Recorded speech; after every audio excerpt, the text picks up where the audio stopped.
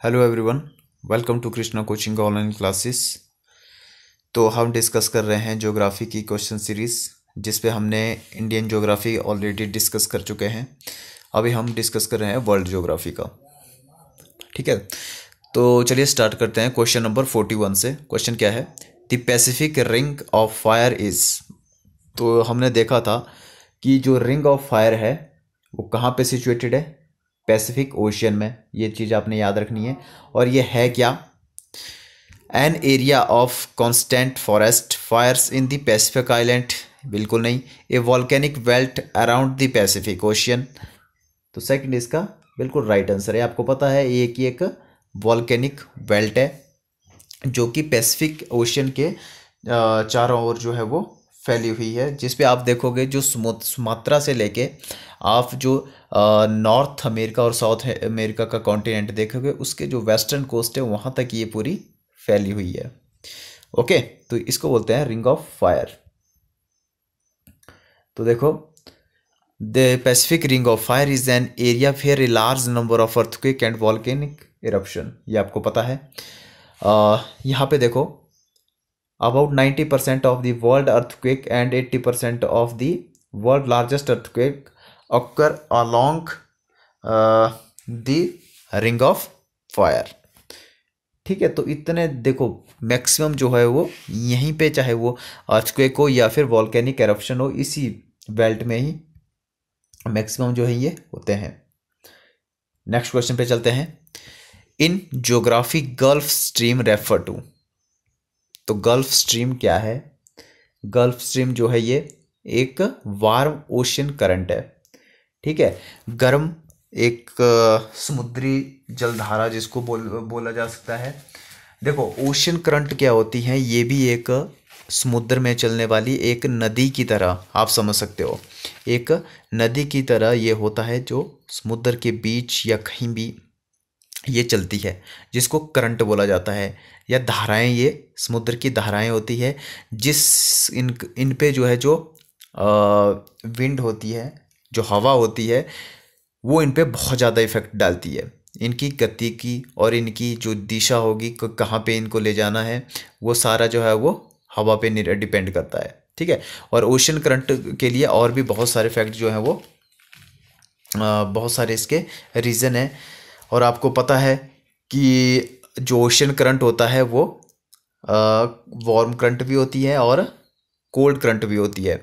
बस आपने कितना सा ध्यान रखना है कि जो ठंडी जो धाराएं हैं वो और गर्म धाराएं कौन सी होती हैं। ये मान लो हमारी पृथ्वी है, ये इक्वेटर है, और या पोलर लैंड है, आपको पता है ध्रुवीय प्रदेश है। यहाँ पे जो इक्वेटर से ध्रुवीय प्रदेश की ओर जो धाराएं जाती हैं वो होती है वार्म ओशियन करंट, और जो ऊपर से नीचे आती हैं वो होगी कोल्ड ओशियन करंट। ये आपको पता है ध्रुवों पे हमेशा बर्फ़ जमी हुई होती है, तो यहाँ से जो धाराएं आएंगी, यहाँ से जो ओशियन करंट आएंगी इक्वेटर की तरफ को, वो होंगी ठंडी। ठीक है, तो जैसे गल्फ स्ट्रीम है, ये है वार्म ओशियन करंट, और एक है फेमस लेब्राडोर, ये है ठंडी। ठीक है, और उसके बाद कन्नारी है, ये भी कोल्ड ओशन करंट है। ठीक है, और उसके बाद पेरू है, बहुत सारी ऐसी जो ओशन करंट है। ठीक है, और इनका मेन काम क्या होता है? जहाँ पे ये दोनों मिलती हैं, मान लो ठंडी और गर्म जलधाराएं एक जगह पे जब ये मिलेंगी, उस जगह के टेम्परेचर को ये बिल्कुल बदल देती हैं। ठीक है, और ये जो मछुआरे होते हैं उनके लिए बहुत ज़्यादा ये बेनिफिट करवाती हैं। यहाँ पे जो मछलियाँ होती है, यहाँ पे बहुत जो मत्स्य जो उद्योग होते हैं, ठीक है, फिशरी इंडस्ट्रीज जिनको बोला जाता है, वो यहाँ पे मैक्सिमम होते हैं। और मछलियों के लिए यहाँ पे नए नए प्लैंक्टन्स जो होते हैं वो घास उगती है, जो उनके लिए बहुत अच्छी होती है। ठीक है, तो ये इन करंट के फायदे भी हैं। ठीक है, तो देखो, the Gulf Stream together with its northern extension toward Europe, the North Atlantic Drift, a powerful warm and swift Atlantic Ocean current that originate at the tip of Florida and flow the eastern coastline of the United States and Newfoundland before crossing the Atlantic Ocean. It influences the climate and east coast of North America and from Florida to Newfoundland, the west coast of the Europe. ठीक है, तो इसके बारे में थोड़ी details दी हुई है। Next question पे चलते हैं। The state of Gibraltar provides entry into the, तो स्टेट ऑफ जिब्राल्टर जो है वो कहाँ पे, इंडियन ओशियन, रेड सी, मेडिटेरियन सी या फिर अटलांटिक ओशियन। तो राइट आंसर है इसका Atlantic ocean, straight of Gibraltar. इसके बारे में हमने पहले भी हमने अपनी वीडियो में डिस्कस किया था कि स्ट्रेट ऑफ जिब्राल्टर जो है कहाँ पे है। ठीक है, तो Strait of Gibraltar is a narrow strait that connects the Atlantic Ocean and Mediterranean Sea. याद रखने बिल्कुल आपने, ये स्ट्रेट के बारे में हमेशा एग्जाम में पूछा जाता है, चाहे बड़े से बड़ा एग्जाम हो या छोटे से छोटा एग्जाम हो। एंड एक तो आपको ये ओशन पता होना चाहिए कि कौन कौन से अटलांटिक ओशन और मेडिटेरियन सी को ये कनेक्ट करता है, और दूसरा जो कंट्रीज़ हैं वो कौन सी है, यूरोप का है स्पेन, और अफ्रीका की है Morocco country.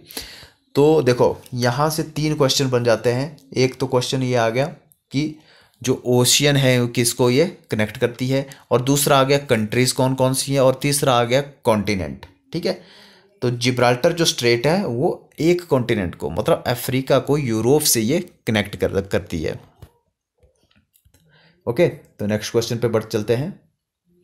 The Chinese river known as Yellow River, कौन सी चाइना की जो रिवर है जिसको येलो रिवर भी बोला जाता है, हुआंगहो, सिक्यांग, यांगसिक्यांग या फिर मैकोंग। तो देखो ये सारे जो हैं ये चाइना में से होते हुए फ्लो करती हैं। ये मैकोंग रिवर जो है चाइना होते हुए फिर म्यांमार, वियतनाम, ये फिर थाईलैंड में जो है ये फिर वहाँ पे ये गिर जाती हैं। ठीक है, तो वहाँ पे इसका डेल्टा है। और हुआंगहो जो रिवर है वो उसको येलो रिवर भी बोला जाता है। ठीक है, तो इसको आपने याद रखना है। द येलो रिवर ऑफ हुआंगहे, इसको हुआंगहे भी बोले, फॉर्मली स्पेल्ड जो है क्या है, हुआंगहो, is the second longest river in the China after the Yangtze. ठीक है, यांगसी जो है चाइना की सबसे लंबी रिवर है, और हुआंगहो जो रिवर है सॉरो ऑफ चाइना किसको बोला जाता है, हुआंगहो रिवर को, ये भी आपने याद रखना है। The Yellow River is called, ठीक है, the cattle of Chinese cultivation, sorry civilization. Huang He is the called Yellow River because of the high volume of sediment in it. ठीक है, तो इसकी वजह से इसको बोला जाता है येलो रिवर या फिर पीली नदी। नेक्स्ट क्वेश्चन पे चलते हैं। Fishing grounds of the world are found in area where there are high tides, warm and cold currents meet. तो जैसे मैंने आपको अभी बताया, जहाँ पे गर्म और ठंडी जो ओशन करंट है जो जहाँ पे वो मिलती है, वहाँ पे जो फिशिंग इंडस्ट्रीज़ है वो बहुत फलती फूलती है। ठीक है, तो बी इसका राइट आंसर हो गया।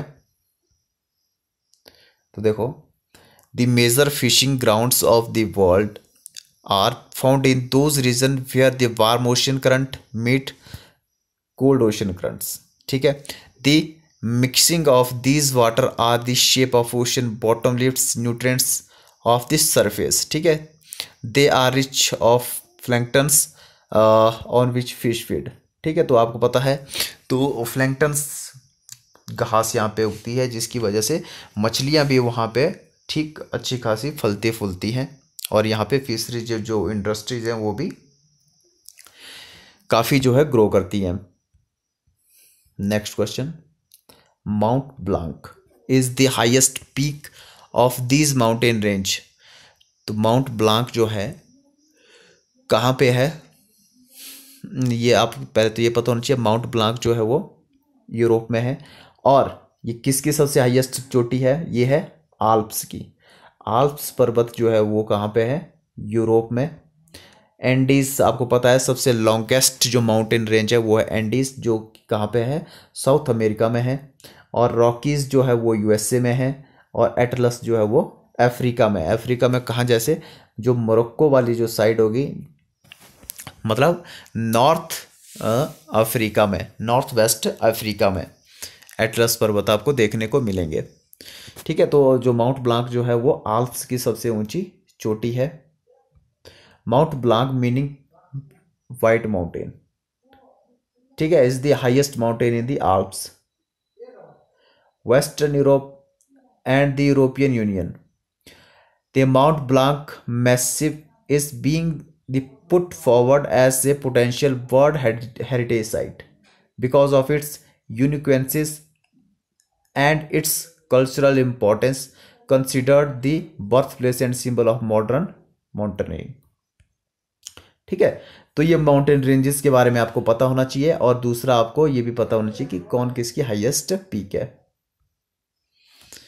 Through which of the given regions does the equator run. तो इक्वेटर लाइन आपको पता है, ये हमारी जो अर्थ है बीच से जो लाइन काटती है उसको इक्वेटर लाइन बोलते हैं. 23 डिग्री ऊपर से जो जाती है वो लाइन ऑफ कैंसर है, और 23 डिग्री नीचे से जाती है वो है लाइन ऑफ कैप्रिकॉर्न. ठीक है, तो इंडिया से कौन सी जाती है, वो जाती है लाइन ऑफ कैंसर, 8 स्टेट से होती हुई जाती है. और जो तीनों जो लाइन है वो कौन से कॉन्टिनेंट से होते हुए जाती है, वो जाती है अफ्रीका से. ठीक है, तो इनमें से कोई किसी से भी जो है कोई सी भी लाइन जो है नहीं क्रॉस करती है. ठीक है, चाइना से तो बिल्कुल भी नहीं, चाइना ऊपर आ जाता है. ठीक है, और अफ्रीका से इक्वेटर भी जाती है, लाइन ऑफ कैंसर भी जाती है, और लाइन ऑफ कैप्रिकॉर्न भी जाती है. The equator crosses passes through the 7 countries in Africa. कौन कौन सी है ये आप देख सकते हैं. ठीक है, बस आपको इतना पता होना चाहिए, सिर्फ एकमात्र कॉन्टिनेंट है अफ्रीका जहां से ये तीनों की तीनों जो है लाइन क्रॉस करती है. नेक्स्ट है the world famous Serengeti wildlife sanctuary is located. Serengeti wildlife sanctuary कहाँ पे है, केनिया, तंजानिया या फिर जाम्बिया, ठीक है, या फिर युगांडा. तो राइट आंसर है इसका जाम्बिया. ठीक है, और सॉरी तंजानिया, तंजानिया इसका राइट आंसर है. तो Serengeti National Park is a large national park. ठीक है, सारंगेटी एरिया कहाँ पे है, तंजानिया में. It is most famous for its annual migration over the 1.5 million white bearded, जिसके ब्रेंडल्स भी बोलते हैं. और यहाँ पे देखो कितने 2,50,000 जेब्रा एंड मैनी क्रोकोडाइल्स. यहाँ पे जो है देखो सेरेंगेटी नेशनल पार्क है तंजानिया में, यहाँ पे जो बायोडाइवर्सिटी है वो बहुत ज़्यादा है.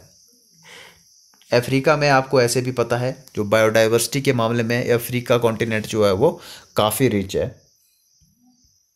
Next question, which is the largest existing mangrove forest in the world. तो सबसे बड़ा जो मैंग्रोव फॉरेस्ट है वो कहाँ पे है, इंडिया में. जो कौन सा है, सुंदरवन. ठीक है, the Sundarbans mangroves eco region of the coast form of the seaward fringe of the delta and is the world largest mangrove ecosystem. ठीक है, तो इतना आपने याद रखना है. और इसको सुंदरवन क्यों बोला जाता है, क्योंकि यहाँ पे सुंदरी जो वृक्ष है उसकी बहुतायत है. मतलब मैक्सिमम जो मिलते हैं यहाँ पे सुंदरी वन मिलते हैं, सुंदरी पेड़ मिलते हैं, सुंदरी वृक्ष मिलते हैं, इसलिए इसको सुंदरवन बोला जाता है. ये भी क्वेश्चन पूछा गया है कई बार एग्जाम में. नेक्स्ट क्वेश्चन है the Victoria fall are on the which river. तो विक्टोरिया फॉल जो है वो किस रिवर पे है, नाइजर, कॉन्गो, जम्बेजी या फिर ऑरेंज. चारों जो रिवर है अफ्रीका कॉन्टिनेंट की है, और विक्टोरिया फॉल जो है वो जिम्बेंजी रिवर पे है. ऑरेंज रिवर भी आपने याद रखना है, अफ्रीका की ही नदी है. द विक्टोरिया फॉल और Mosi oa Tunya is a waterfall located in the southern Africa. कहाँ पे, जाम्बेजी रिवर पे है. बिटवीन कौन सी कंट्री पे है, जाम्बिया और जिम्बाब्वे के ये बीच में है. While it is the neither the highest nor the widest waterfall in the world, it is claimed to the largest. ठीक है, this claim is based on the width कितनी थी, 1708 मीटर, और हाइट है 108 मीटर की, forming the largest sheet of the. देखो जो angel waterfall है वो भी हाईएस्ट वाटरफॉल है. वाटरफॉल के बारे में भी आपको पता होना चाहिए। ठीक है, तो चलिए नेक्स्ट वीडियो में अब हम डिस्कस करते हैं।